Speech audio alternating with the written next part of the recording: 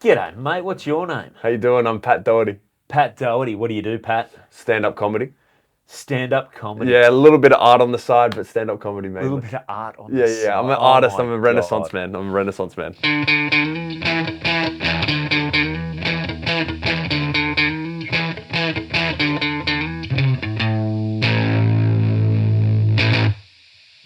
Hello, welcome back to another episode of Crowdworkcast. My name is Andrew Barnett. Thank you so much for joining me. My guest today, Patrick Doherty. Pat is one of these guys on the Sydney scene who I absolutely love bumping into. I don't think I've ever seen Pat in a bad mood. He's one of these guys who's always happy, positive. I'm sure he isn't always that, but whenever I bump into him, he is, and you always leave in a better mood after you've been chatting to Pat. So this was a really fun chat. So you're going to enjoy it. We talk about all sorts of good stuff. Now, if you do enjoy our chat and you want to go catch Pat live, or you want to follow him on Instagram, he is on all social media. He's at Pat Doherty Comedy. All one word. Turns out there's a lot of Patrick Dohertys out there. Who would have thought that with a very Irish name, it'd be a common one as well.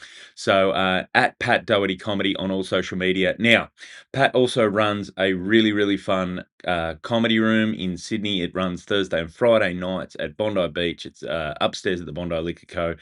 You'll hear us talk about that as well in today's episode. It's a great room. So if you want to go see some live comedy, Pat's always on there because he doesn't get booked anywhere else.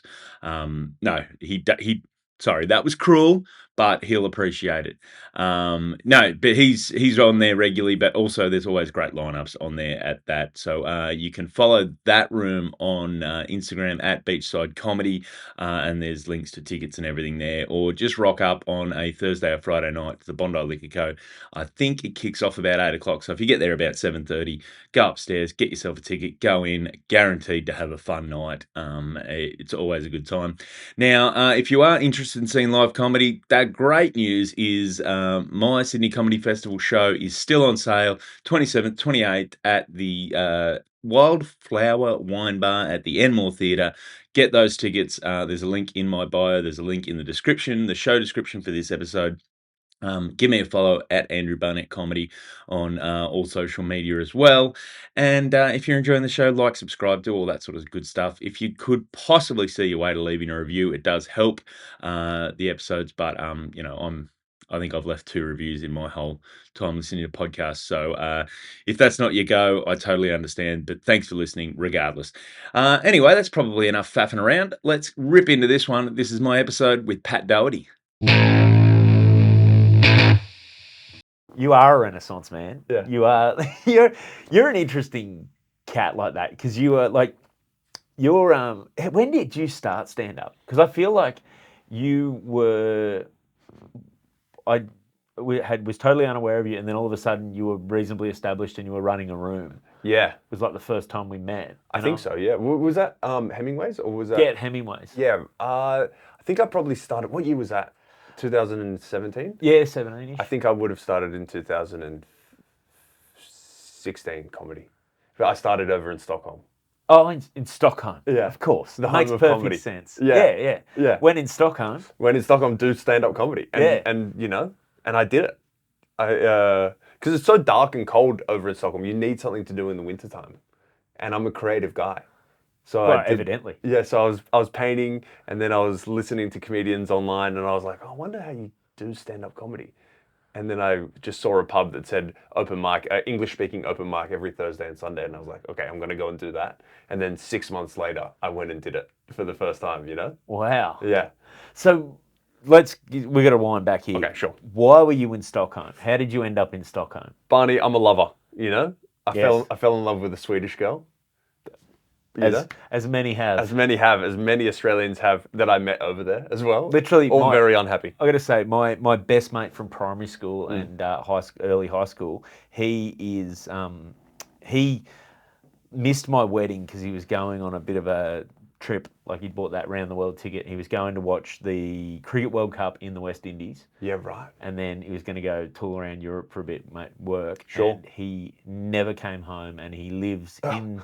I'm pretty sure he lives in Stockholm now, but he's married to a a Swedish girl who was and I think still is, a British Airways air hostess. Right. So he just sort of never came back. Yeah.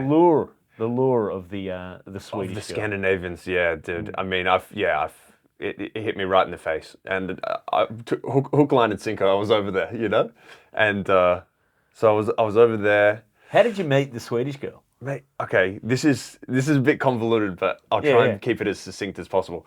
I know we're on the clock. Mate, Barney, we've got time. you're a club Mate, this committee. I might know be you one of got those- spots after this. This might be one of those 3-part podcasts. This is definitely. I Yeah. mean, if you can sit through Billy Darcy for 45 minutes, this is actually an enjoyable listen. Mate, I'm thinking this could be our Who the Fuck Did I Marry? Yeah, right. Just go through all your past relationships. We can do this 7 hours. Yeah. Well, okay. I got out of high school and I went over to Southeast Asia. Yep. Saved up all my money for a year working in cafes and bars and shit like that. Went over to Southeast Asia and I was in Laos. I think it's, where everyone goes and does that tubing? Like they get in a rubber tube and they go down this river in Laos. I can't remember the name of the city, but I met this Swedish girl there and I was like head over heels, like so embarrassing, like just like really embarrassing. She came over to Australia at some point, and then her visa ran out and she wanted to go back home, obviously. And I had nothing doing, like I was at uni, just like kicking shit around, you know what I mean? Working at a pub, whatever. And I thought, yeah, I'll go over to Sweden. I've got this hot Scandinavian chick. That's a good place to start, Yeah, yeah. And then I went over there and I was just doing the same thing. I was just working in bars, like meeting people, having a good time. And then, Were you still doing uni over there? No. I stopped doing uni when I went over. Yeah. I went from the very small downward step of like being a uni student and working at a bar. I somehow managed to make my life worse. I'd just be working at a bar. You know what I mean? You cut like 8 hours a week of classes out of your life. And Yeah, you totally. No, let's be honest. I'm working at a bar. I'm working at a bar. What degree were you doing? I was doing a Bachelor of Arts, majoring in English literature. So it wasn't a big loss. No, was it? Like- Dude, I didn't even want to go to uni. You know what I mean? Like, Yeah. it was just the thing that my old man was like, go ahead and do it. We don't like, because we talk a lot about, you hear him talk a lot about skill shortages Yeah. in this country. Yeah. We need more of this skill, we need more of that skill. Not often you hear about, what, we need more people with English literature degrees. Oh yeah, totally. Yeah. Yeah, I mean, We need someone who can tell the difference between Robert Frost and Samuel Taylor Coleridge. exactly. And I don't know that second one, to be honest with you. So don't? no, I don't. Oh. But you're never going to see the Prime Minister standing up there. Xanadu did Kubla Khan a stately pleasure dome decree. What? Did you do English That's a lit? bit of Coleridge, mate. Wow. No, I didn't. That's just basically one line of a poem that I had to learn in year 12 English. Oh wow, dude! Because Robert Frost obviously is, the Two roads diverging roads. to Yellow Wood. Yep. fucking hell, you're good, yeah. Mate, no, I just had to practice writing a lot of essays because I wasn't naturally gifted. Right, at I just English. remember the idea of the poem. You actually remember the poem. There's the difference. Yeah, no, that's the difference. Is you remember what it meant. I remember the words. Yeah. You got the good marks. Okay. And I got the lines being like, you're on the right track, Yeah. Interesting thought. Maybe do you have quotes to follow to support your your findings or your whatever. argument? So English lit, you ditch that. Ditched that, working at a bar, then just went over to Sweden, working in a bar, and I mean, it was all kind of fun. It wasn't like progressing my life in any direction, I was just saving money and just When hanging you're out that and- age, Yeah, I mean, I was 22, like literally me and half of the Australian male 22-year-olds have done the same thing, I feel Yeah. like, and but then, so I get over there maybe in the summertime, and that's fine in Sweden because it's sunny, it's nice weather, you're out and about, no problems. And then you hit the winter and it's insanity. It's darkness from 11 a.m. No, it's darkness from like 1 p.m. to 11 a.m. Like pitch black, like this, you know what I mean? wow. And then it goes to a slightly lighter grey or like a slightly lighter black, And you just have that for 8 months. And you're going like, holy shit, I'm going insane, And so you have to start doing stuff inside. You start learning a language. You start, Swedish. You start learning. Start learning the language that everyone else is speaking. Yeah, totally. Yeah. I got to catch up here. Yeah. And then, That's probably what they probably, when they first moved there, probably all spoke English. And they're like, you know what, we need to make up another language. do something. We need something to fill the time. And then you learn an instrument, you buy a guitar, you play it 3 times, you put that in the corner, you know what I mean? I could see you as the guy playing the acoustic guitar at the backpackers too. 100%. It's so embarrassing, but I'm definitely that guy. I'm definitely that guy. Wonderwall? Yeah, everybody? Yeah. And then... Hey, don't look back in anger. Here we go. All the Chileans over there. You know the chorus, right? Man, I remember I went to high school with a guy who used to, his party one was More Than Words. That was his, all of a sudden acoustic guitar came out. He was singing More Than Words. Yeah, right. And I still can't listen to it without thinking of year 12 parties. Yeah. I mean, it is a pretty sick skill to be able to just pump out one song and one song only. Yeah. Mate, it was one more than I ever had. So. Yeah, I mean, the guitar that I bought in Sweden is, who knows where it is now, but it's never been played well by me, that's for sure. But then you go into you do some drawings or whatever, and then comedy was like the last creative endeavor that I had to survive the winter. Because I made it through the first winter, then the summer again, and then I was into the second winter, and I was like, I've got to do something, Yeah. Then did stand up, and it was really fun and easy because it was just, this is what we do in Australia, this is what you do in Sweden stuff. Yes. I like bangers. Swedish people be like. Yeah. Australian people be like. Yeah. Yes. I'm like, in Australia, you wake up, you fucking get all these fucking snakes off me, mate. And these Swedish people are going, wow, and they're loving it. I'd love to be an ethnic comedian. Maybe I should move to Sweden. I think you should. You really should. And then just claim something even more than Australian. You know what I mean?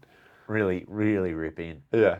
Oh, you need an expat community, though, to play to as well. Yeah. And there's a lot of English people are solid. They're just going to be everywhere. You can perform to them. The Irish are always going to be there. Maybe a couple of Scottish people. The Irish, they're everywhere. Completely. The Canadians also fantastic. Yeah. Yeah. They don't mind a cold climate either, the Canadians. They love it. They're hardy. Yeah, they're hardy.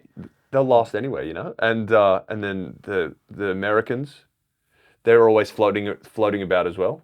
I think the Americans are a great comedy audience. What's your opinion? Who is the best comedy audience?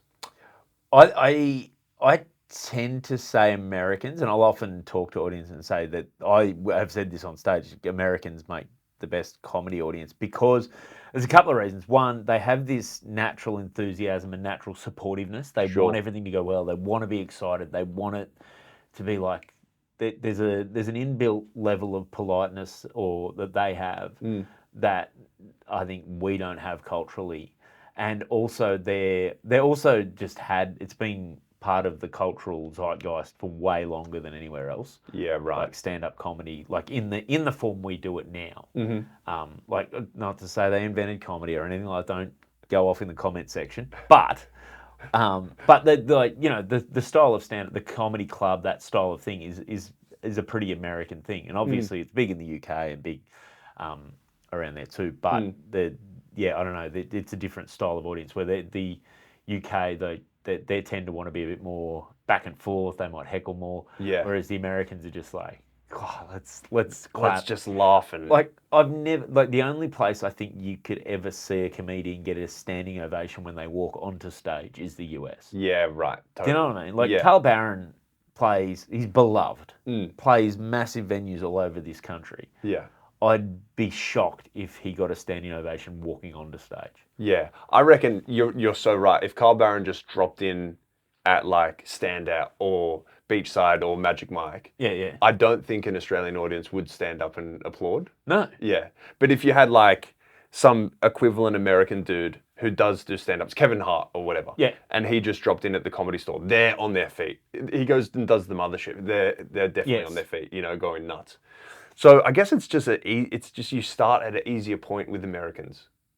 You get on stage and they're like, "We want you to succeed." Yeah, they're more like that. Yeah. Whereas Australians can be like, "Yeah, I think you're funny, do you? We'll see about that, mate." Yeah, totally. And I think it's audiences are becoming more more like that, and not as standoffish like that in Australia. Yeah. But, you know, you still get the occasional one. Oh, hey, comedy night. We'll see how that goes. Dude, because I run Beachside Comedy Club. You've come and performed there all the time, and I'll quickly plug it. It's every Thursday, Friday down in Bondi Beach. Beachside Comedy Club on Instagram. I'll cut that out. And I hate when people turn up to comedy and they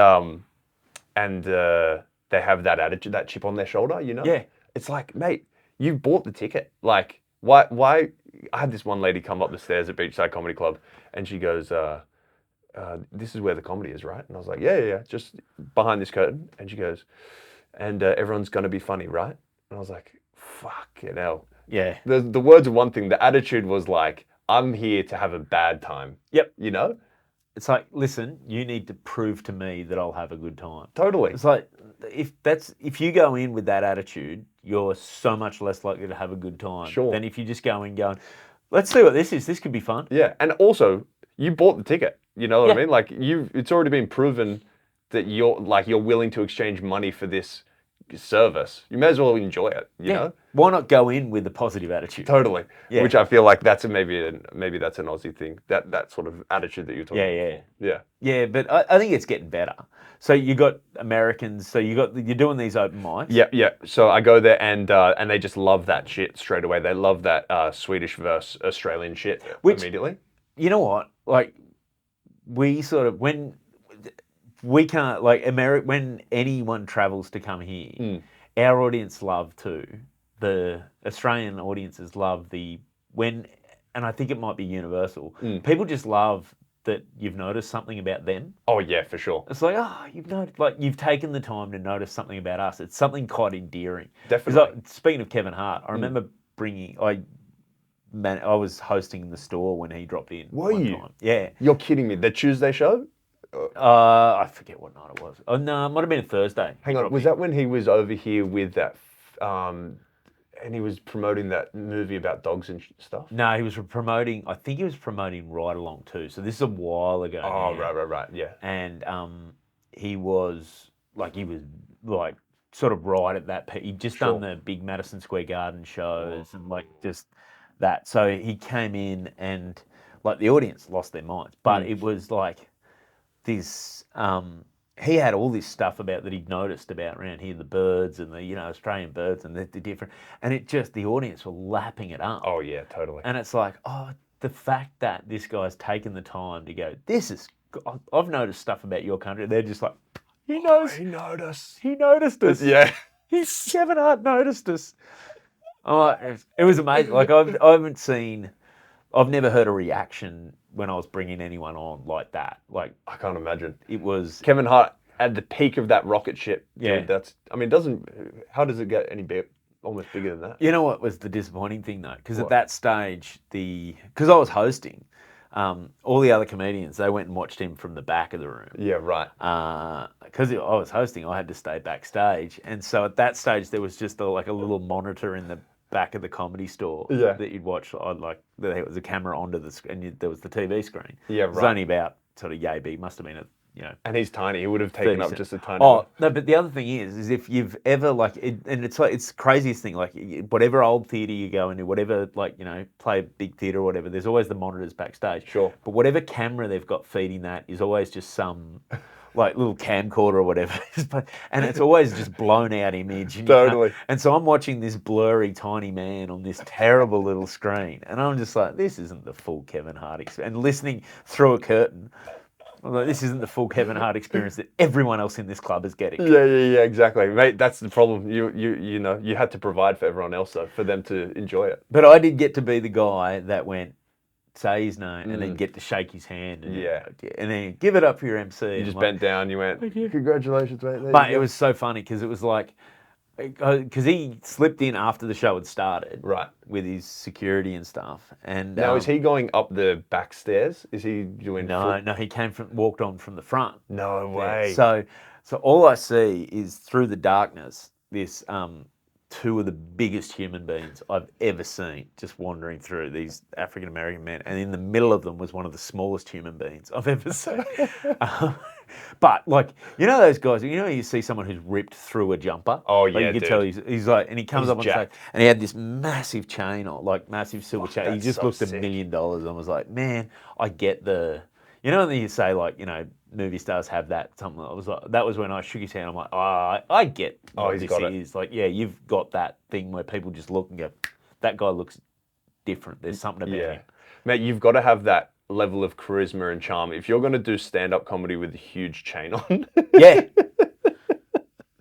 that's insane, dude. Yeah. You know? man, and yeah, but he was just like, because I'm a big believer in stand-up comedy isn't cool. Yeah, right. Like it's, I get a bit funny when people are like trying to be cool and funny, but he was yeah, just right. naturally like, oh, that's a cool dude. Yeah, That's right. a cool guy. Like, just but he sort of- wasn't trying to be cool. Like, wasn't Sure. there wasn't that like swagger where he was trying to make you like trying to be brooding or whatever. Yeah, right. It was just like, yeah, you can tell. There was no leather jacket. There were no fingerless gloves. He was just effortlessly like a cool dude. No, he's just like tight black turtleneck and big chain, and then jeans, and then the coolest pair of high tops with the big tongue sticking out. Dude, he's got it all. Oh, this dude, yeah. He's got it all. But it is such a cheat sheet to just say, oh yeah, so this thing specifically about the city. You guys got this crazy thing happening in the city, you know what I mean? And people do love it. Newcastle love it. I've noticed going around and doing country gigs, you go to one little country town, whatever the country town is that you came from, you just say how shit they were compared to here. And we love that. This guy's telling this the guy truth. knows. Yeah, he He's understands. heard. He just gets it. You know what I mean? Yeah. Yeah. And I remember watching Mickey D one night. one of the greats. I love Mickey D. Run this gig with Tommy Orr a bit out at a place called The Oaks, which is out near Camden, at Picton Way. Oh yeah, yeah, yeah. So yeah, it's just a little country town. Like it's a little town. It's like about an hour out of Sydney, but it's like a little town, and it's a local pub, and you get like, and it's real like just a real fun little gig. Locals all come good. in, and Mickey was in town, and I said I knew he was going to be in town. I said, "You want to do this gig?" And he crashed at my place, and we drove out there together. And I said, I'm going to go and set up. He goes, you know what? I'm going to go wander around. And he just went for a wander around the little town. Oh, yeah. And then started with a bunch of references about, he's talking about the butcher. And they're like, oh! They were just losing their minds. Like, how does he know? Dude, that's and he had solid that's top jokes tier. about all of it. Like, he's just, and I'm like, yeah, Mickey, you know what you're doing. Well, Mickey D's up, you know, I mean, he's up there. I put him in the category of the Pete Burner category as well. It's like, I mean, you said it on this podcast before about him, and I've heard the yarn before about watching the wrestling and then just coming up with the punchlines. You know? Yeah, dude. But you can kind of do that as well, I would imagine. Not to that level. Not since, like, there's those two, and then Tommy Dean. Oh, I think that's the other. They think in full, like, it almost comes out in fully formed structure. jokes. Yeah. Like, it's amazing. Man, I've never seen Tommy Dean before. Oh, really? Yeah. Oh, mate, you've got to see Tommy Dean. Well, I mean, but I feel talking about doing those country gigs, you know, they all have their little local magazine or whatever, newspaper. Yeah. I swear to God, the gig that I'm on is never mentioned in this paper. Right? I'm looking around it. I know that the ticket sales are tight, like horrible. And then there's like a full page and it's Tommy Dean's face every town I go to. Mate, he's they love him too. Because he's got this crazy good following from doing. He's done Thank God It's Friday on ABC Sydney for so long. Right. And he's brilliant on it. But you see people that listen to that every week.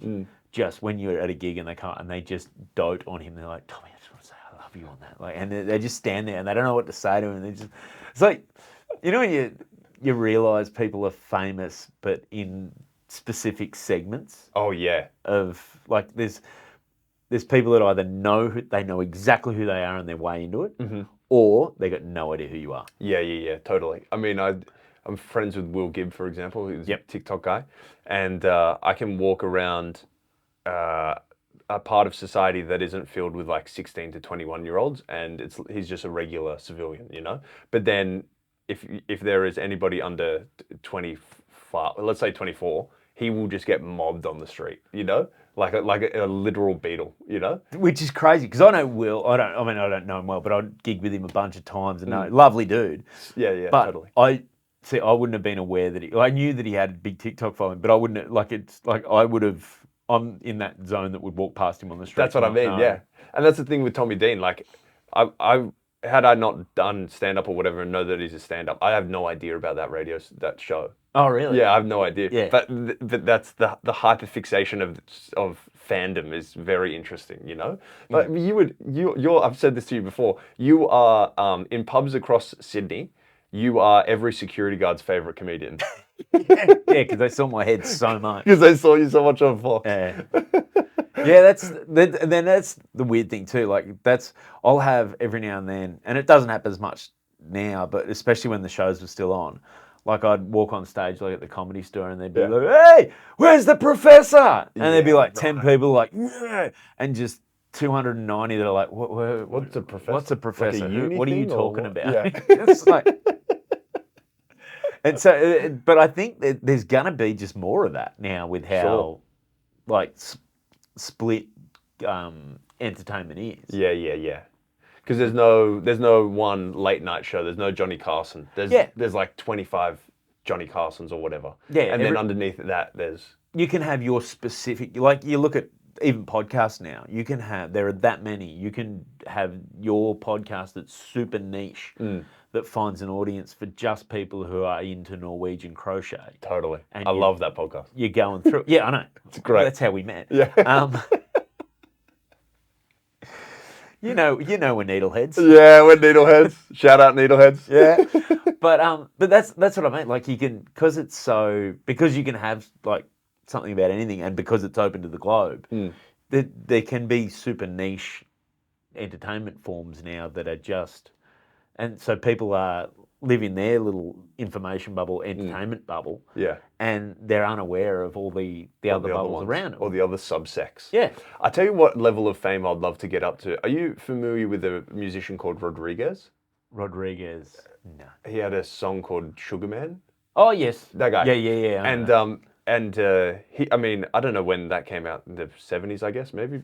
Like, he's selling records and shit, like vinyl records, and got absolutely zero acclaim in America, where he was from. But in South Africa was the #1 recording artist, but he had no idea. Do you know what I mean? So you'd like to be famous but not know it? Massively famous in another country, and then turned, like freaking like 82, and they're like, we love you in South Africa, and then you're turning up there. And that's like that would be crazy. Like it's like finding out some girl you had a crush on in year 8. Thought you were, like, had a crush on you and was always waiting for you to ask her out. Yeah, exactly. You're like, what are you talking about? I should have just moved to South Africa. I should have asked her out. Yeah.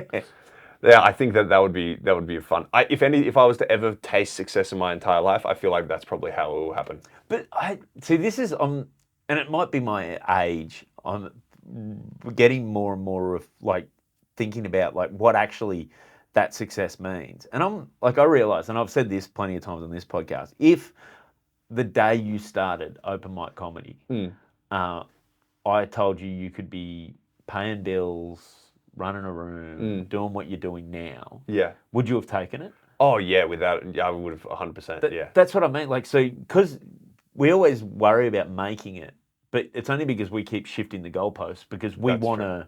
And don't get me wrong, there's nothing wrong with shifting those goalposts to keep yourself moving, to keep yourself wanting to keep creating or whatever. Yeah. But when you keep, like, I think sometimes it's good to just take stock and go, actually, the guy that started this would be so proud of the guy that's like paying bills, doing this. The guy that started was like worried about what pants he was wearing on stage, that was like, and then you realize, oh no, it's actually, there's probably some other cool things that you're doing right now that guy didn't even think about. Yeah. That's the thing. That's very true. It's like, and it's like, I don't know about you, but I remember when I started, like watching guys like Tommy Dean or Dave Jory, or like there was a bunch of guys that I used to watch regularly at the rooms where I first started, because back then it wasn't sign up open mics. It was more, there might be, for most of it, unless it was a competition, there's an open slot. Right. Which wasn't open. It was like for someone who was new. Sure. But it was still a booked thing. Like my first ever spot I did at the Mic in Hand, and it took me 2 years to get back on there. Really? Yeah, because there just wasn't the slots, and I'd email, and then, And literally one night I emailed from sitting watching the, and I just said, listen, I started here 2 years ago. I'm now sitting watching this. Any chance I can get another spot? And I get the email back going, man, that's crazy. I remember that. Yeah, no, sorry, mate. We meant to book you. How about this date? Oh, wow. That was like what it was like. But I remember watching those like guys and then watching them so comfortable and just sort of talking through their thoughts and trying new stuff or whatever, Sure. and just thinking, I don't think I could ever be that comfortable on stage. Like I don't think I'll ever be that comfortable. Crazy. And now, like you look back and go, like if that nervous person trying to work out his 5 minutes saw what I can do now, Yeah. like he'd be like, Brother, that's so Look at true. I this. mean, that's so funny to hear it from you as well. Like, you're butter up there. You're like, you know what I mean? You're coasting it, you know what I mean?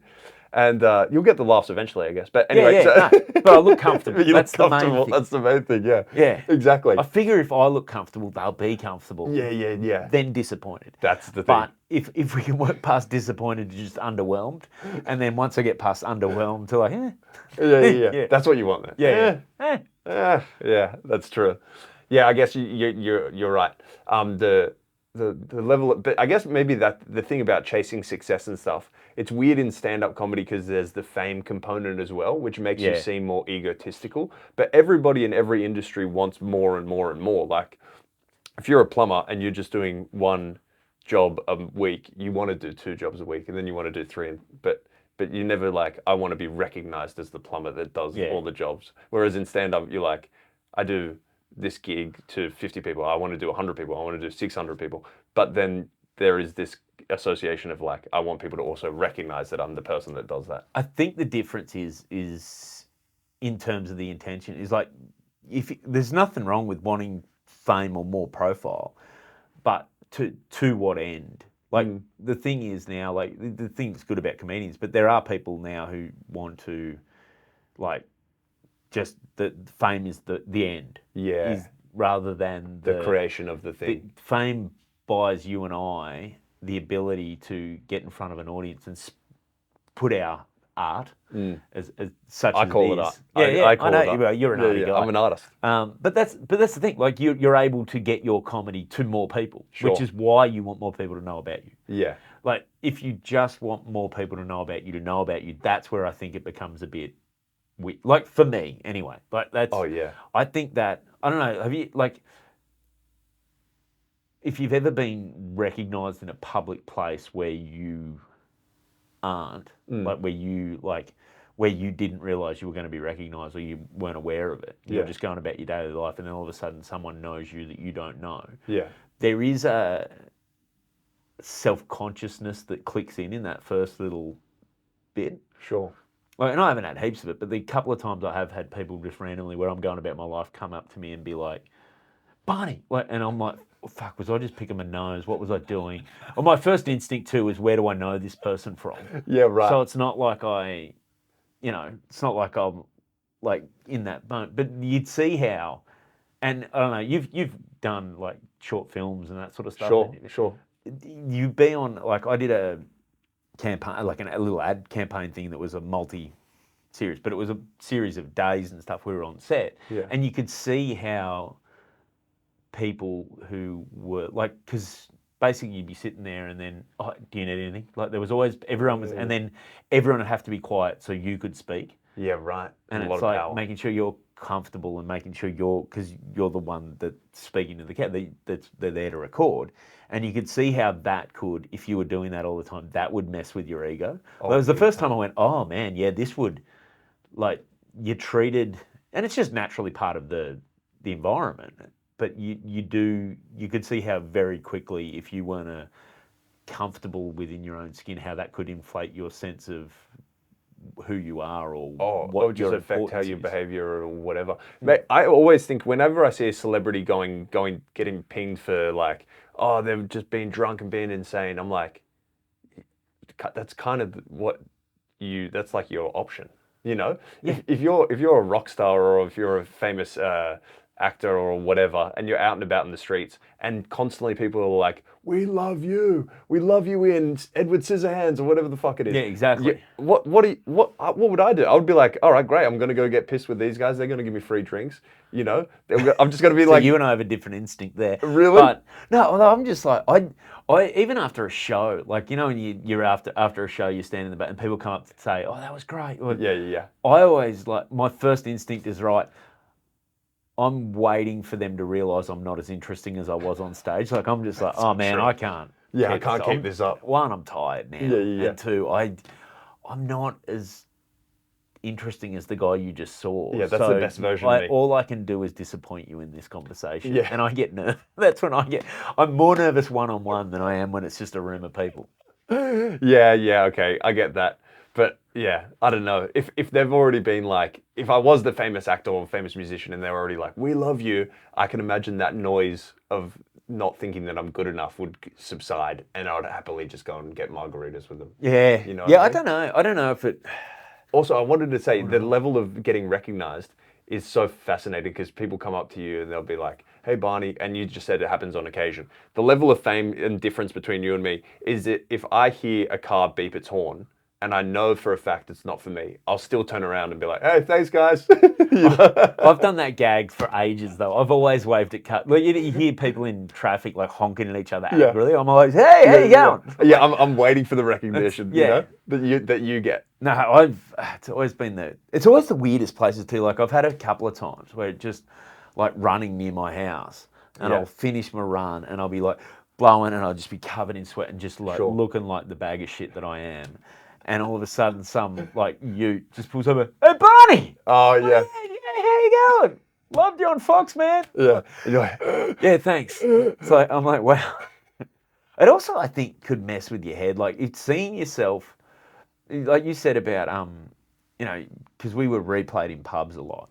Like, seeing your own head that much from angles you're not used to. Oh, yeah. It can make you weirdly self-conscious. And Really? it took me, like, I'm just like, okay. Like, you could see how if you were a person who, like I got a level of, I don't think my level of vanity is right where I want to be, like, I want to look good. Sure. But I'm also, it intersects with my level of laziness where I'm not really going to do that much Yeah, about it. yeah. Do you know what I mean? Like, I wish I was fitter and had, like, you know, like in better shape and stuff. But also what it takes for me to get to that point, I'm not going to do. Yeah. Do you know what I mean? Totally. So But that's interesting, Barney, because I'd put you up there as one of the more stylish comedians in the game, I reckon. And they used to put you in suits and stuff on telly, so you actually look kind of schmick, you know?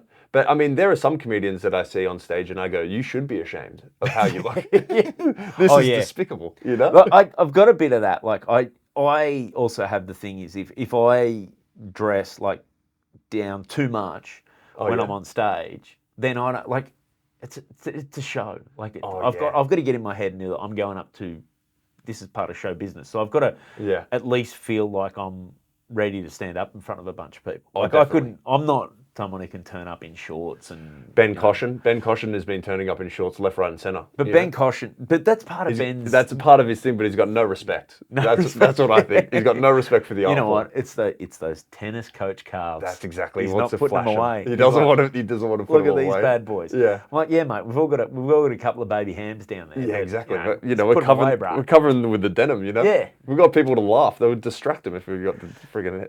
But that's, I don't know, like, I think, like, but that whole experience, I was like, you know what, like, you could see how it would mess with people's heads. Sure. Particularly that when we were doing that campaign, like, and it was much more like a proper set where everyone stopped down, like, okay, silence on set. These two people are about to talk. Yeah, it's like calling you talent. That's... Yeah, when they go, oh, we need talent on set. I was like, oh, fuck, that's not. Just say, Andrew, can you come over here? Like, you'd see how quickly, especially if you're like at a weird impressionable stage and insecure. Oh yeah. That you could buy into that and they could really mess with you. Yeah. I'm talking about on the other side of things, when I've gone and done commercials and shit like that and maybe done some extra work, being on the other side of the fence where, like, they probably would have had you and old mate, you had your own table, you got your own nice little bit of lunch, and they'll be like, all right, and extras over there. and I would be at the extras table, and they're just like throwing slop at you. You know, and you're like, oh fuck, man, I'm only getting paid $60 for this entire day. Why am I? But that's, yeah, I don't know. Like it's weird.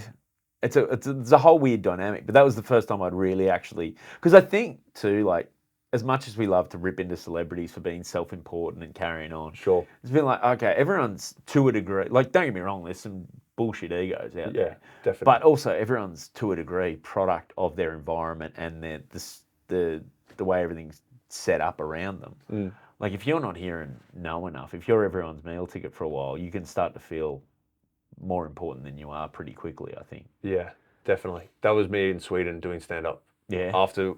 I did my first 3 gigs, bringing it right back. See this? Yeah, You this is appreciate nice. that? You looped back. Yeah, yeah. I like this. Professional. I can podcast, you know, and I just thought I was high on my own supply. I was the ethnic comedian in Sweden. Yeah. I was, and I was doing the Aussie gear, and everyone was like, "This is so funny." I've done about 4 gigs now, doing the same stuff. I like to think you're the Australian Yakov Smirnoff. That's exactly what I was. That's exactly what I was, and I was loving every second of it, you know.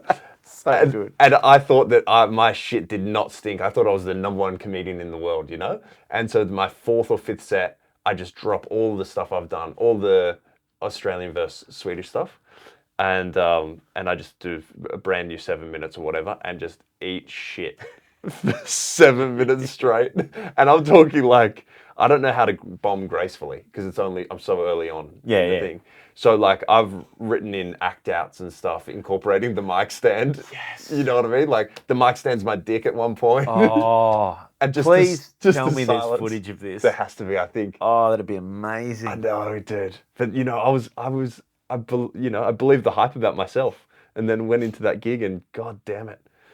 That is the one good thing about stand-up is there's nothing more humbling than stand-up comedy because you can be doing this crazy gig one night and then the next night you're back working on new stuff to 4 people in a pub somewhere in the back corner and no one cares that you're there. Yeah, yeah. And or you know, you feel like you've had a great set and then people come up to you afterwards and they're like, "Oh man, like great set. I loved your stuff. I love that joke you did about," and they repeat a joke that someone else comedian did. Like, yeah. Oh yeah, no, you didn't take any of this. Yeah. Like, I have done myself no good here. Yeah, I don't know why we're glutton for punishment sometimes, you know, with it. But it's also like, I don't know. That's also too. That's where I think if you're willing to go through what it takes to be a stand-up comedian like that, those sort of humbling things, then that cuts out, I think, a lot of those people who are just looking for the fame. Oh Like, yeah, you know definitely. what I mean? If you're going to really go through and do this, the way, you know, to get good, you got to do it. Where you go out, you try stuff, it works or it doesn't work. Yeah. Or you go through that process. Then there's no easy way to avoid the humbling. Yeah. That's true. I guess you're on the right track if that's your mentality, though, comparatively to seat sales or whatever, you know. Can I ask you a question? Because you've been with your wife before you started stand-up comedy, right? Yes. Oh, okay. So you never got to talking about humbling experiences. You never were in those situations where you're like on a date with a girl and she asked to come and watch you do stand-up comedy before. No. Oh, mate. No. Now that is humbling. That is something. Okay, I'll tell you this story. I used to run an open mic in Manly on Friday nights, and there was this girl. Her name's Hannah. Lovely girl. Is this at Hemingway's? No, it was at the Stain Hotel. Oh, just around the corner. yeah, I know the Stain. Great pub. Yeah. And she was like so dead set on coming and watching me do stand up, but she couldn't come to Hemingway's. And Hemingway's was a hot room on the Wednesday. Yeah, and I was yeah. very confident. I was like, yeah, come and check it out. Hemingway's, you owned that space too. Oh, like, mate, I remember Hemingway's one night rocking up there, and you go, "Oh, there's haven't got a heap of bookings," and then you just went out in the street and you just all of a sudden hustled an audience. Oh, just for yeah. a chance. I was- you want to come to comedy? Get Like, up there. I was like, this is amazing. I was working, I was grinding to get bums on seats up there. But I knew I would always perform well there. Like I'd loaded the deck a little bit most of the time because I was the guy that was on the door or whatever. But the open mic, it was a roll of the dice every time. Yeah. But that particular week, she could only come on the Friday. And so she came along and I hadn't even, I think I was hosting, right? So I'm hosting 0 laughs up top, by the way. like so painfully quiet, Yep. you know, to the point where you could hear all the rest of the noise from all the other fun people having in the pub around us. And first act gets up, they bomb second, third, fourth, fifth. Everyone is just bombing. I get up to introduce the next act, and she just grabs my arm and she goes, just so you know, when you come back, I'll probably be gone. Forever. Then I go, I introduce this next comedian, probably like tears in my eyes. Anyway, welcome to the stage, Ben Caution, whatever. He comes up wearing shorts. He starts doing his stuff, and I go back, and she's just gone. And to this day, Barney, haven't spoken to her since. Oh How my God. crazy is that? That's the open mic breakup. That's amazing. Oh, that's, yeah. She's just dude. like, look, I can't respect you after this. That's what it was. I think that's what it was. It's like she walked in on you taking a shit, and she's like, nah, this is No, over. I can't unsee this. Yeah. Can't unsee this. So you're very lucky to have already had a rock solid relationship before you started stand-up comedy. There's a few comedians I know that have brought dates at different times to comedy. I hate it. And I'm like, what are you doing? I hate it. I don't understand how you could. Like my wife's come to see me a bunch of times, but even then, like it's like I'm confident. I've known her we've been together for a long time now. We've been married for 16 years. So it's like I can't imagine like not like in the dating phase where you still don't know each other, having them watch you and judge you. The confidence it would take to know it's going to go well. Ooh. Like I still will give my wife a warning if I know it's not going to be like, oh, this. Don't worry too much about it. And she doesn't care. Yeah, she also doesn't find me particularly funny. Yeah. Which is, I think, part of the key. I was going to say that sounds like a successful component of your relationship. Yeah. You know. Yeah, she's not. Your little trickery. It's not going to work. No. It's all right. That's for them. Yeah, exactly. It's not. Don't try that bullshit here. Yeah. Oh, mate, I love that. Barney, I need to find a woman like that, please, mate. You know, just a rock solid lady that's just like, yeah, your little song and dance isn't going to work here, buddy. Yeah. That's not why I like you. I don't like you for the song and dance. Yeah. It's like, exactly. oh, okay, good. But do you like the song and dance? So needy. Mate, it's so We're funny. the worst at comedians. The amount of times I've like said, oh, I was thinking about this idea. Do you reckon this will work on stage? And she'll just look at me and go, yeah, people will laugh. And I'm like, wow. If I get a genuine laugh out of her, I'm like, I know that's bankable. Yeah, right. But because if she tells me people will laugh, generally the bit will work and I'll be able to make something out of it. But when I get like, if there's a line that gets an actual giggle out of her, I'm like, ooh, that's ready. That's stage ready. That's good. Yeah, stage ready. That's stage ready. Even the best is if it's a begrudging laugh, where I know it's like I'll throw something at her that's not in her wheelhouse, because she'll call stupid boy humour. Right. She goes, oh, stupid boy humour. I'm like, yeah, but you laughed, didn't you? She goes, yeah, well, I'm like, yeah. The begrudging laugh. I got one out of her recently. I'll tell you off air. The line that got it, and she's like, yeah, that's disgusting, but yeah. Love that. Yeah. Mate, when are you going down to Melbourne? I'm going to be there from the 7th to the 14th. 7th to the 14th. That's coming up soon. Yeah. So are you going down this year? You doing the festivals? No, I never do the festivals. I'm pretty content with just running the club, you know what I mean, and having a good time there. And then eventually I'll maybe film like half an hour, put it on YouTube. I'm very new wave in my approach towards my stand-up, you know. Festivals, I don't think... I did the festivals one time with Benny Caution and Beck Charwood, and I must say... Whatever happened to those two? Oh, dude, how's this? We do the festival show, they end up getting signed by Token, and I just... And you end up running a room in Bondi. In Bondi, yeah, exactly. Yeah. And I can't book them, they're too big now, you know? So... yeah, I did that thing and I was just like, financially, this doesn't make any sense. It was over in Perth. I was like, this is such a long period of time away. We're performing to 15 people in a city that I'm not really comfortable in and don't know. So that formed my view on doing festivals and shit like that.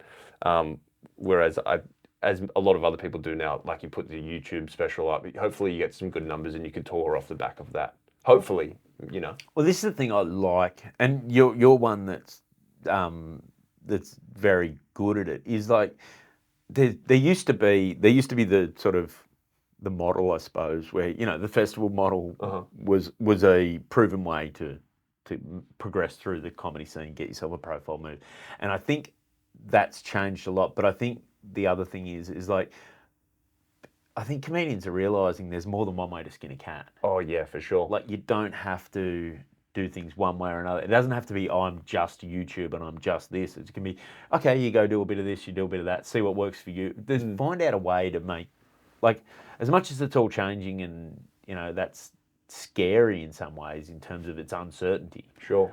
There's also like okay, well, let's just see, like, there was never any guarantees in any of this anyway, so let's just see how to make, like, I've been trying to put more stuff online, like more clips up, that sort of stuff. Yeah. Which isn't my natural instinct, but then I'm trying to find a way to make that work in the way that suits me. Yeah. In the way that I would do it, because I think what you're doing there is selling a sensibility. Totally. And if people buy into your sensibility, then when they come to see your show, then they're getting just an hour of that sensibility.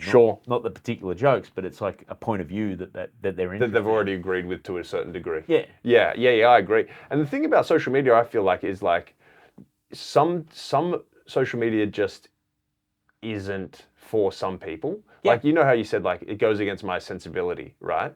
That might just be on, this podcast is great, and this is social media, you know, so you're crushing that. Maybe that means that you're not good at freaking doing TikTok or Instagram, but like, I've also seen your clips there, and they're good as well, you know. But it's about kind of like, I feel like social media could be like an open mic for digital content for yourself. Like, you have to throw shit against the wall to see what works anyway. That's what I mean. That's where I'm like, instead of trying to chase, and I think the mistake a lot of us make is you try and, this is what's, these type of things, this is what's trending, this is what's, I'll try and do a version of that, I'll try and do a version of this, rather than looking and going, what's just something, like, looking at, like, there's a big difference between looking at it as this is a thing we have to do to get big, and this is how you do it to get big, to go through these steps, or just going, here's another outlet where you can find a way to be funny on that. Yeah. Or be creative on that, which is more what I'm trying to find, ways where I want to use it rather than feel like I have to use it. Totally. You know I remember just before COVID, I did this video on Instagram just because I had never done videos on social media before. And I thought it was the stupidest fucking thing I've ever done in my entire life. And I sent it as a text video to Alex Milinkovic, who you know. Yep. And he was like, dude, that's so funny. And I put it online, and I was like, and it just blew up a little bit, you know? And I was like, fuck, this is so cool, dude. I guess this is how you do social media, you know? And then very quickly over COVID, it became what you said. It's like, I did a video that I thought was fun, and then I was thinking, what's trending? How do I create content to feed this little fucking thing that never stops, you know? You do fall into that trap a lot. Yeah, I feel it's so easy to do that. And then it just becomes a job, and you're like, that's not what I wanted to do. Like, I wanted to use this as another creative outlet. Like, I don't know, it's hard to find that balance, and it's hard to, because you've got what no one tells you is, you go into a creative industry, it's still an industry, and you need the business side of your brain. Sure. Which is, I don't have, mate, I'm the worst fucking business person in the world. Really? Like, I don't have any instincts for it. Really? Yeah, not naturally. Yeah, right. But now, but knowing you got to do that, you got to treat it like I've got, don't get me wrong, I've got the work ethic like a job. Like, I know how to treat, but in terms of, you know, people that just see business opportunities and, here's a merch thing, and this is how you build your brand, and I don't think in any of those terms. I've never had to, so I've never really done it. And now I'm like, okay, you got to think a little more like that. Try and learn that side of stuff. But that's the thing. Like, you can very quickly turn, like, anything become a job. Yeah, that's true. Like as soon as it's something you're doing for money, it can feel like a job very quickly. Yeah. Which is where, that's going back to that thing where I still have to remind myself, like, hey man, you're doing exactly what you want to do. Oh, yeah, totally. You chose this, dickhead. Yeah. And part of it is, sometimes there's days where you don't feel like digging in and writing and doing that, but this is what you chose to do, so dig in and write. And then at the end of that day, if you actually, even if it's nothing you end up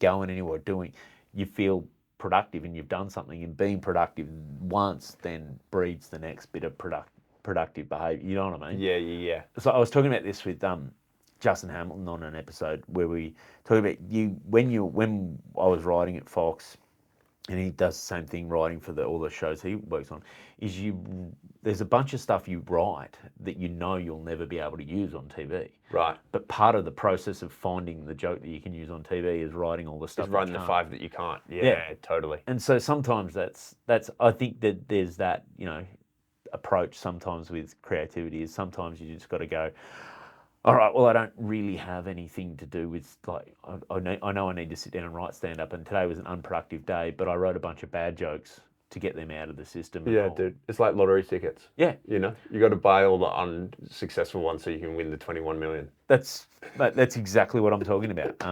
Buy lotto tickets. There should be an ad in the bottom of the screen now. That's a good, dude. That would be a great sponsor. Yeah, wouldn't it? What?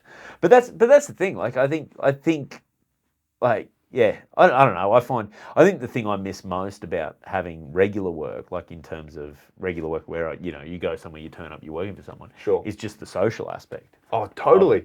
Yeah. I completely agree, mate. So you feel like such a freak sometimes when you just work in clubs. Like if I'm on a heater and I'm just like doing stand-up like 7 nights in a row or something, and I might not be doing anything else during the day, you feel like the biggest freak, dude. Comparatively to the regular society of people who clock in at 9, finish off at 5. Now add this to if you've got a wife and kids that all get up early and go off to school and work. Oh, dude, and then you're home, and I'm like, I got to be productive. And then it took me ages to, like, I try and take at least one day off where I don't force myself to do stuff. Right. Because like anything, like creative industry, there's always work that you can be doing. Sure. There's always something you can be doing. Yeah. But so it took my wife once again to tell me, she goes, it's like, I said, I feel bad. I didn't have a productive day today. She goes, yeah, but you worked all weekend, remember? Yeah, dude, that's so and true. I'm like, oh, yeah. She goes, it's all right to, but she goes, well, why wouldn't you just take a day off? Yeah. And I was like, because I don't feel like I was allowed, but I'm the grown-up. I'm allowed to You can do whatever you want, Bonnie. That's so true as well, because so many times, like, because I love to get up early. Oh, I mean, I'm comedian early. No, believe it or not, because I'm an athlete, Yeah, I was going to say you are an active outdoors. I'm an active guy. You used to live in Sweden for goddamn it. Exactly right. I had to get out there into the fjords, Yeah. And so I love getting up early and taking Lily for a walk, my dog, or going for a run or whatever. And I would always beat myself up, being like, if I had a show or whatever, and then didn't wake up as early as I wanted to. And the girlfriend once said to me, she was like, but you were working last night, like you could probably have a sleep in. I'm like, that's so weird, because everyone else can see that it's work except for me. You know what I mean? Because I'm just having so much fun at the time. Yeah. So you're not really actively thinking. The other thing I've started then giving myself permission to do is, like, sometimes have a nap in the afternoon. Ooh, I love a nap in the hour. If you're gonna, like, if you've got to work that night, you need to be, if you've got a set, then you need to be on for that. Like, especially if you're doing paid work. Sure. You need to be at your best in that time of day.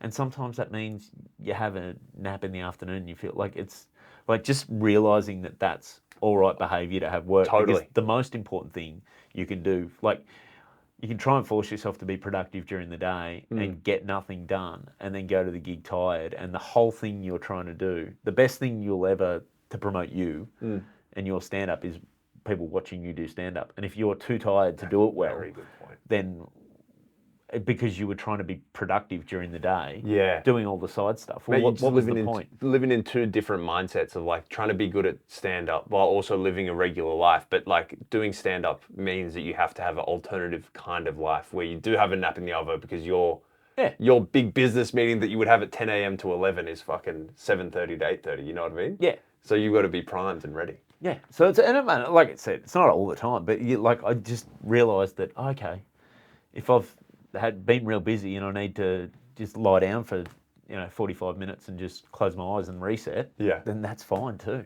Hey, Barney, can I ask you real quick? Who were the comedians? I don't know how long have we done? What have we got? We got another 10 or so minutes. Who were the comics that you started with when you started, and when did you start? So sorry to flip it on you. No, that's fine. I like this. I'm doing the crowd work now. Yeah, I like it. I like it. I like when the crowd work back. Yeah.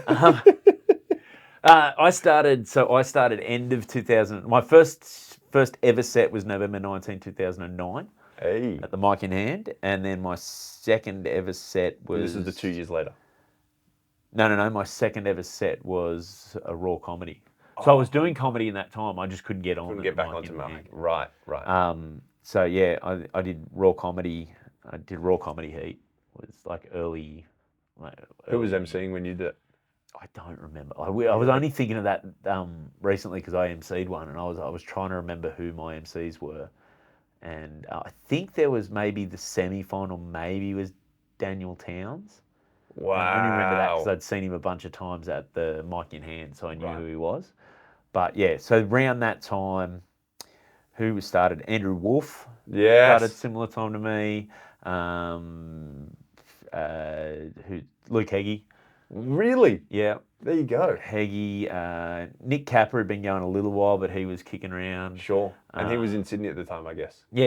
Yeah. He was in Sydney at the time. Michael Hing was he'd been going a little bit, but was reasonably new. So that state final, Cruikshank was in it, Hing was in it, Heggie was in it, I was in it.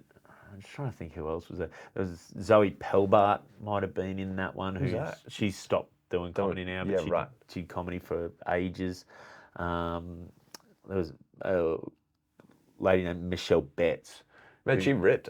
She was still around when I started. Yeah, Yeah. just had some of the just great lines. There's one of her jokes, and I won't tell it on this because it might ruin it for so she can do it. But Yeah, right. one of her jokes, I was just telling someone recently, and they were like, "Who is that? Really? That's a cracking. Where is she now?" I was like, "Oh, I think she gigs a bit still." Dude, But she's just living it up, just giving Dane some- Heiser was another. Dane one. Heiser, Kicking mate. around. That's a name that I fucking forgot about. Yeah. Yeah. So there was a bunch of us kicking around that. I'm trying to think who else there was. I mean, you, Wolfie, Hing, Heggie.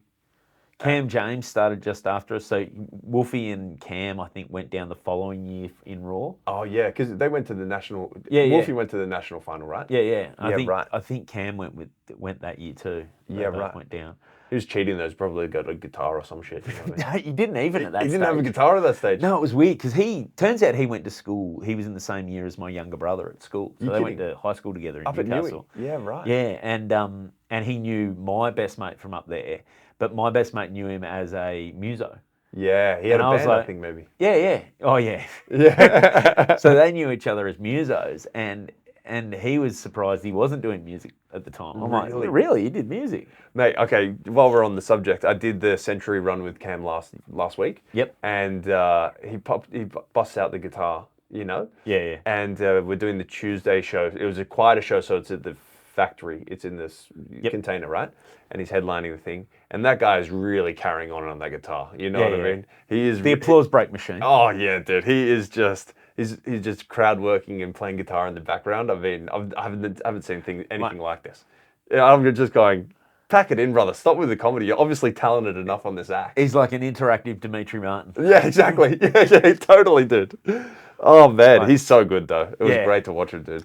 Marty Bright started around that time too. He was Really? just after us. Yeah. There was a bunch of people that are still doing it, and then just people that, like you see, just come and go through it.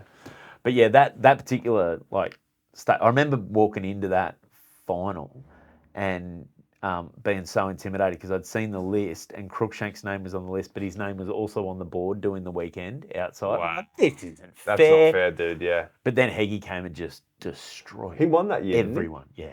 He went straight through. Yeah. Yeah. He was something else, right, even from the start.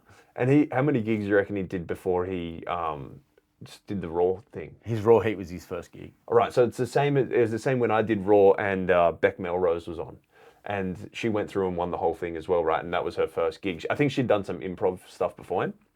Anyway, how's this? All right, we're at the Comedy Store. We're getting told all about the rules and shit, and Dave was running the place at the time. Yep. And I'd done comedy for like a little while at that point, so I'm fucking so cocky and all the rest of it. And I could see that Beck is a bit nervous. And so we're like just sitting like this far away from each other. And I'm like, are you all right? And she's like, I'm a bit nervous, first time doing it. And in my head, I'm thinking, this is your first time. You're going up against me, babe. Like, you're in trouble. You know what I mean? All right. Might be your last. Yeah, exactly. And I'm like, okay, don't worry about it. You got to kill it. You got to kill it. I get up there. I'm fucking like, if they could have had a little hook to pull me off stage, they would have, you know? I'm just stinking up the place. And then she goes on to win the heat. And I don't really think anything of it. You know, my ego's bruised. I leave, whatever. Next thing I know, I see that she's won won the entire competition. I'm like, Jesus Christ. But she deserved it. She was awesome. Mate, if you're going to get knocked out of the heat, it might as well be by the person who wins the whole thing. Yeah. But she cranked. Some people just have it straight off the bat, you know? So, okay, now let's look, because we're getting close to time. Sure. But obviously you run the room in Bondi. Yep. So what is the, like, in 5 years' time, if it, like, it all goes Pat's way? Oh, yeah. What are we looking at? What do you want to do? Do you want to do more? Because you've done a bunch of different stuff. You've done you've done a little bit of acting. Done a little bit of acting. Do the art, do the comedy. I think... What's the mix look like in your perfect world, where money's not an issue, but you've got the outlets you want? I've won the lotto. I've got the 21 mil. Yeah. I'm financing it. I've got a legitimate club. The Beachside Comedy Club, for those listening, it's just the upstairs section of a bar. Don't just say just. But it is upstairs, but it's upstairs at the Bondi Liquor Co. Yeah, It's its own room and everything. Yeah, totally. And it's a great little space, but I would love to have the operation of the bar and everything like that. Yeah, You know, so it's not independent of the bar, is what you mean. I would want my own little gaff. So on that side of things, that would be great. Then the art, if I'm pumping out an exhibition a year, I'd be very stoked with that. Probably selling each piece at about 15 to 25,000 K. Wouldn't mind that. Yep. And then in comedy, a national tour a year would be maybe too much. Now I'm thinking about it. I don't know. I think if you hit the main cities once a year, that would be great. I'd have to do some mathematics on that, Barney. But then how often are you writing a new show for the tour? Oh, because my dream is to be able to, like, basically where I think is probably would be my sweet spot is once every 2 years, I'm gonna have a cracking new hour. Yeah, that would be ripper. Yeah.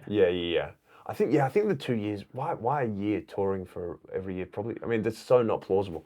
Every 2 years would be great. Plus the product would be fucking sick. That would be great. And then just a little cream on the top. If I could somehow be associated with an action TV show or an action movie, that's it. See, I reckon that's doable. That's it for me. I could see you as a. Oh, you know dude, what? are you kidding me? Because you could be like the good guy action guy, but you've also got the look where we could get you a little bit of an Eastern European accent. And you can be the nondescript bad guy. Exactly, dude. 100%. Yeah. You shave my head down. You know what I mean? Yeah, exactly. We'll have a good time with it. And this is the premise of the TV show or the movie.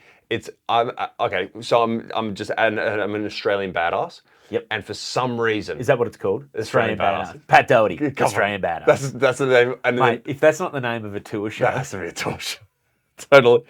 But the concept is that Australia, for some reason, is at war with Sweden. Yep. And the TV show is me being an action hero while also doing comparatives. Yes. We shoot our guns like this in what Australia. You shoot guns like this. You can be training spies to go in behind, like a team of elite sort of special forces to go in behind enemy lines in Sweden. Yeah. So you have to explain to them what culture's like in Sweden. Now in Australia, we do this, but in Sweden, it's like this. So 12 seasons. That'd be amazing. Yeah. Oh, mate, I'm on board. Thank you, mate. Do you need like a cranky general who's like, God damn it? Yeah, definitely. 100%. I play the old cranky general. Oh, well, I mean, if you could get me in touch with Pete Byrne, then yeah. I was thinking he could be the Prime Minister. He could be the Prime Minister. Yeah. Yeah, maybe Mooney would be kind of pissed off if he didn't get that, surely. Oh. Mooney, I could see Mooney though as like he's running the intelligence agency. Definitely. That's briefing you. Yeah, he could do. I reckon Mooney could do. Like, I'm picturing Situation Room, right? Definitely. I'm in a military uniform. You got Mooney there in a suit, like doing like he's intel. Yeah. And then you got Burner coming in as the Prime Minister, just cantankerous, like, God damn it, I need answers. Yeah. You've got that really stiff hat underneath your arm. Yeah. Yeah, definitely. Yeah, for sure. And I'm scared of the others. Yeah. Yeah. Because I reckon I could act scared of Mooney and Peter Burner. Just Definitely. quietly. That's been my whole interaction with them so far. No, both. I love them. Yeah, They're they're the the best. nicest man. Mooney could do anything. But those brains are intimidating. Yeah, definitely. Because they're both so quick and smart, and you're just like, Oh, yeah. don't say something stupid. Mate, me and the great Billy Darcy opened for Peter Burner in Orange at Gleeso's brother's place. Oh yeah. And he turned over 2 brand new fucking 45-minute sets to close the show. I was like, Yeah. what are you going to do? You know what I mean? He's something else. Yeah, I'm just doing the exact same 20 minutes in front of him each night, just thinking, take that, Orange. It's just turning over this hour and a half of brand new comedy, you know? Mooney, I reckon, could do any acting gig that Alec Baldwin has done. I think they're like got the same kind of build, you know, and like look. Gravitas. Yeah, exactly. Definitely. Yeah. Oh yeah, this is good. Well, we've got it cast so far. Yeah. We might need to cast some females, otherwise people are going to call us sexist. But Yeah, that's a good point. yeah. Okay, yeah, I don't know. We'll get somebody. Oh, it sounds pretty good though already. Mate, so this is the good 5-year plan. Well, in the meantime, to help Pat get to his 5-year plan, Yes. where can people find you online, follow you, and where can they get tickets to come see the club, the show at the club? So myself, it's Down the Barrel. It's Pat Doherty Comedy on every social platform, and Beachside Comedy Club on Instagram, or Beachside Comedy Club online. Just might give you a follow. Yeah, give it a little follow, mate. Thank you very much. I appreciate that. Ticket sales, ding, ding, ding, ding, ding, ding. Thanks for having me, mate. Mate, thank you so much for doing it. I appreciate it. Cheers.